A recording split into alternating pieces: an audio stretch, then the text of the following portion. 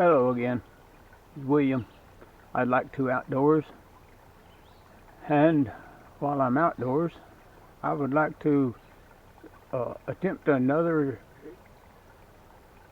encouraging word, and also say, don't always take everything I say uh, without seeking for yourself in the scriptures that I read, to make sure that what I'm saying is the truth, according to what the scriptures say. Now I'm gonna go to the book of Romans, and the passage that I'm going to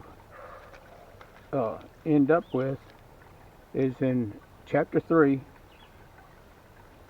verses 19 through 23. Romans chapter 3, verses 19 through 23. Now, the Apostle Paul had been spending a couple of chapters talking to some people that had made themselves judges of others because of their actions.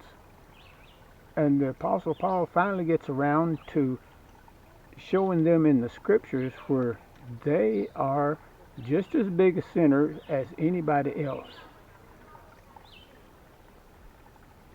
because that's what the scriptures say. The Apostle Paul was using a passage out of Psalms to prove his point, out of Psalm chapter 14. But I'm not going to go there this time. Like I say, he was spending a lot of time proving out of the scriptures how everybody is sinners. No one is perfect, and no one is righteous except for those who claim God's righteousness for their own. Chapter 3, verse 19. Now we know that what things soever the law says, it says to them who are under the law, that every mouth may be stopped and all the world may become guilty before God. Therefore, by the deeds of the law, there shall no flesh be justified in his sight, for by the law is the knowledge of sin. And that's what Paul was showing them, that in Psalms, where God knows their actions, he knows how their heart is. Verse 21.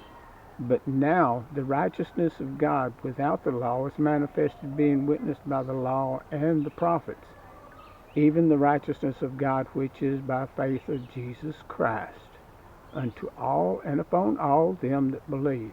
For there is no difference, for all have sinned and come short of the glory of God. See, it says all have sinned and come short of the glory of God. There's none righteous, no, not one. All because of what Adam and Eve did in the garden. When they sinned against God, they brought sin upon the whole world for all time. And if it wasn't for God sending Christ to die for and pay for the sins of the world, we would still be living under that blanket of evil. So I just wanted to encourage you with that, and get on with my little hike that I'm doing today. Join me again for another word,